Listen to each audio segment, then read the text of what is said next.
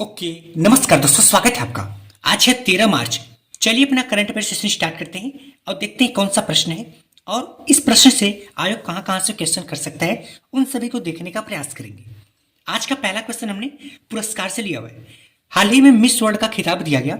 अब देखेंगे कि मिस वर्ल्ड का खिताब किसने जीता और उप विजेता कौन रहा। और ये मिस वर्ल्ड क्या होता है? मिस वर्ल्ड के साथ साथ आपने मिस यूनिवर्स भी सुन रखा होगा।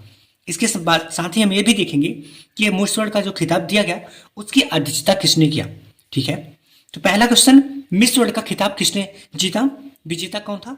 वो थी क्रिस्टीना पिज़्ज़कोवा जी, जो कि चेक गणराज्य की थी। अगर उप विजेता की बात करें कि उप विजेता कौन है, वो है यास्मीना जेटून। मिस वर्ल्ड खिताब क्या है? तो मिस वर्ल्ड जो प्रतियोगिता है यह एक अंतर्राष्ट्रीय सौंदर्य प्रतियोगिता है जिसमें 100 से अधिक देश शामिल किए जाते हैं। अगर ये मिस यूनिवर्स की बात किया जाए तो मिस यूनिवर्स में जो होता है, सुंदरता के अलावा बुद्धिमत्ता, प्रतिभा और व्यक्तित्व पर आधारित आपकी प्रतियोगिता होती है और इसमें केवल सौंदर्य होता है।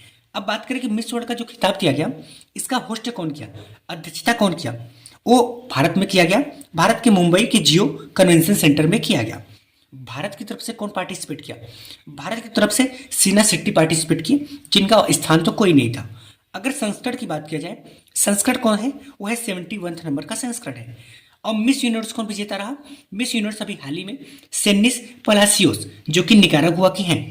अगर यहाँ पे कुछ विशेष क्वेश्चन भी बन जाता है कि पहली भारतीय कौन थी जो मिस वर्ल्ड बनी, वो है रीता फारिया 1996 में। और अभी तक टोटल 6 मिस वर्ल्ड बन चुके हैं। और पहली भारतीय मिस यूनिवर्स कौन बना?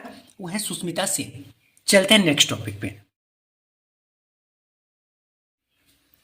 नेक्स्ट टॉपिक हमने बीबीसी से लिया हुआ है। हाल ही में स्टैचू ऑफ फेलोर का अनावरण कहाँ पे किया गया और जो स्टैचू है यह किसका है और इसका उद्घाटन किसके द्वारा किया गया? और भी महत्वपूर्ण क्वेश्चन। तो हाल ही में जो स्टैचू ऑफ फेलोर बना वो कहाँ पे बना? वो बना जोरहाट, असम में। किसके द्वारा उद्घाटन किया गया? प्रधानमंत्री नरेंद्र मोदी द्वारा इसका उद्घाटन किया गया। ये जो स्टैचू है, यह स्टैचू किसका है? वो है लचित बोरफुकन जी, जो कि सेना कमांडर थे। और लचित बोरफुकन क्या है, इनके बारे में भी बात करेंगे। जो स्टैचू है इसकी जो हाइट है 125 फीट है इसकी हाइट। लचित बोरफुकन कौन है? तो लचित बोरफुकन 18वीं शताब्दी के अहोम साम्राज्य के एक महान सेनापति थे। अहोम साम्राज्य क्या होता है? असम का पुराना नाम अहोम साम्राज्य था। तो यहीं की 18वीं शताब्दी की, जिस समय मुगल साम्राज्य थे उसके पहले ये वहाँ के सेनापति थे। ये मुगलों की लड़ाई में महत्वपूर्ण भूमिका दी। यहाँ तक कि इनको असम का रक्षक भी कहा जाता है। अगर बात करें कि जो स्टैचू है इसके वास्तुकार कौन है, वो है रामजी सुतार। कौन है? रामजी सुतार। और यही Ramji Sutar statue of unity के भी वास्तुकार थे, जो कि सरदार वल्लभ भाई पटेल की स्टैचू थी, गुजरात में स्थित है। अभी हाल ही में और भी महत्वपूर्ण स्टैचूज बना, जैसे स्टैचू ऑफ सोशल जस्टिस सामाजिक समानता, जो कि आंध्र प्रदेश के विजयवाड़ा में स्थित है। एक किसकी स्टैचू है?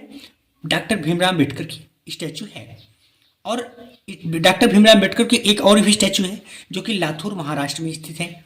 अभी हाल ही में स्टैचू ऑफ ट्रस्ट भी बनाया गया, जो कि राजस्थान में। यहाँ पे स्टैचू किसका है? महादेव जी का स्टैचू है। चलते हैं नेक्स्ट टॉपिक पे। नेक्स्ट टॉपिक हमने महोत्सव से लिया हुआ है। हाल ही में महाशिवरात्रि का पर्व हेरत का आयोजन कहाँ पे किया गया?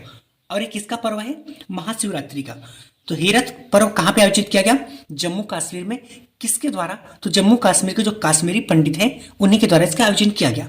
यह हेरत त्योहार क्या है? यह महाशिवरात्रि के अवसर पर होने वाला भक्त भगवान शिव का बारात निकालते हैं, साथ ही लोक नृत्य करते हैं, उसके साथ साथ संगीत प्रस्तुत भी करते हैं। अभी हाल ही में अंतर्राष्ट्रीय शिवरात्रि मेला कहाँ पे आयोजन किया गया? अंतर्राष्ट्रीय शिवरात्रि मेला यह मंडी, जो कि हिमाचल प्रदेश में स्थित है। जम्मू कश्मीर में इसके अलावा महत्वपूर्ण जो फेस्टिवल है, जैसे ट्यूलिप फेस्टिवल, कंचौथ, खीर भवानी मेला, ये महत्वपूर्ण फेस्टिवल है। अभी हाल ही में हार्नबिल महोत्सव कहाँ पे हुआ था? ये नागालैंड में। जबकि नागालैंड जिस दिन स्थापना दिवस हुआ था 1 दिसंबर 1963 में, तो 1 दिसंबर से प्रत्येक वर्ष हार्नबिल दिवस मनाया जाता है, जो कि 10 दिन तक चलने वाला त्यौहार है। इसे त्योहारों का भी त्यौहार कहा जाता है। तेलंगाना में बथुकम्मा बोनालू मेदाम यात्रा। चलते हैं नेक्स्ट टॉपिक पे। नेक्स्ट टॉपिक हमने पुरस्कार से लिया हुआ है। हाल ही में आर्किटेक्चर नोबेल प्रित्जर पुरस्कार 2024 के लिए किसे चुना गया और यह पुरस्कार जो है, यह पुरस्कार क्या है? तो आर्किटेक्चर नोबेल प्रेस्टिज पुरस्कार 2024 के लिए किसे चुना गया? मिसफिट वास्तुकार रिकेन यामामोटा को, जो कि जापान के हैं। यह पुरस्कार क्या है? तो यह पुरस्कार वास्तुकला के क्षेत्र में, किसके क्षेत्र में? आर्किटेक्चर के क्षेत्र में। यह पुरस्कार वास्तुकला के क्षेत्र में उत्कृष्ट योगदान करने वालों को दिया जाता है। तो अभी हाल ही में पुरस्कार किसको दिया गया? जापान के रिकेन यामामोटा को। इसकी शुरुआत 1979 में हुआ था और इसके तहत $1,00,000 राशि दिया जाता है।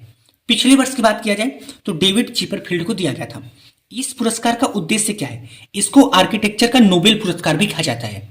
समझ गए? इसका उद्देश्य आर्किटेक्ट को प्रोत्साहित करने के लिए पुरस्कार दिया जाता है।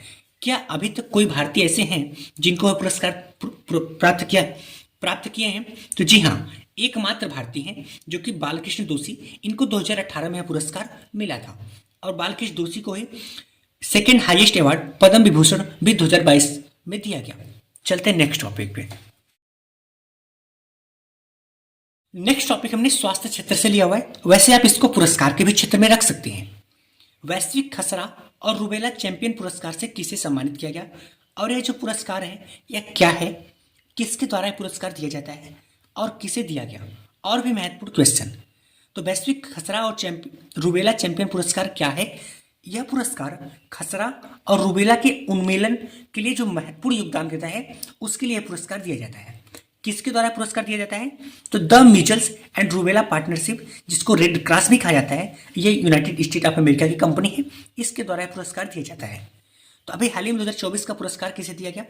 तो भारत के स्वास्थ्य मंत्रालय को दिया गया 6 मार्च 2024 को। भारत की एक वैक्सीन थी MR वैक्सीन, जो कि मुख्य भूमिका यहाँ पे अदा किया। इसी वैक्सीन के माध्यम से के कारण इनको यह पुरस्कार दिया गया। M का मतलब मीजल्स, R का मतलब रूबेला, मीजल्स ही खसरा है। भारत को यह पुरस्कार क्यों दिया गया?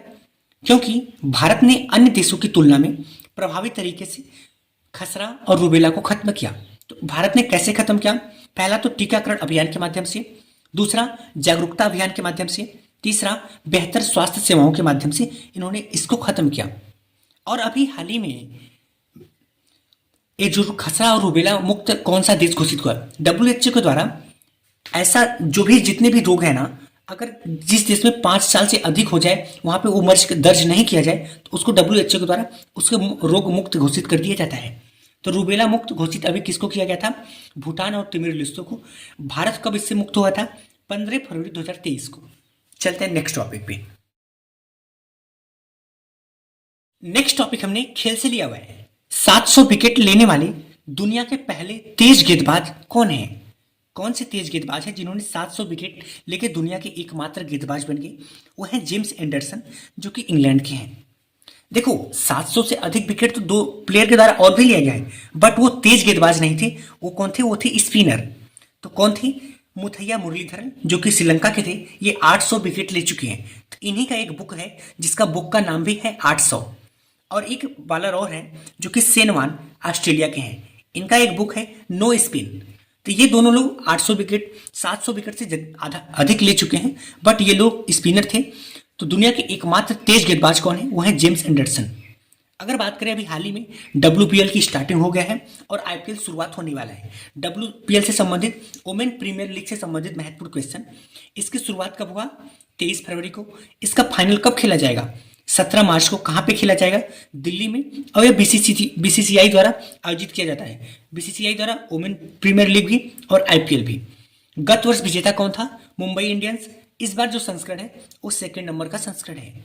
IPL की बात करें, इंडियन प्रीमियर लीग, अभी इसका केवल नीलामी चला है, अभी शुरुआत होने वाला है। सबसे महंगा प्लेयर इसमें कौन बिका? वो है मिचेल स्टार्क, 24.75 CR। किसके द्वारा इसको लिया गया? KKR, कोलकाता नाइट राइडर्स के द्वारा इनको लिया गया, जो कि ऑस्ट्रेलिया के हैं। ओके दोस्तों, जो 2 दिन का करंट अफेयर छूट गया है ना, उसको आने वाले संडे को मैं कंप्लीट कर दूंगा। ओके दोस्तों, अगर आपको करंट अफेयर को शॉर्ट नोट्स के माध्यम में डिटेल में पढ़ना है तो आप इस फैमिली के हिस्सा बन सकते हैं। धन्यवाद।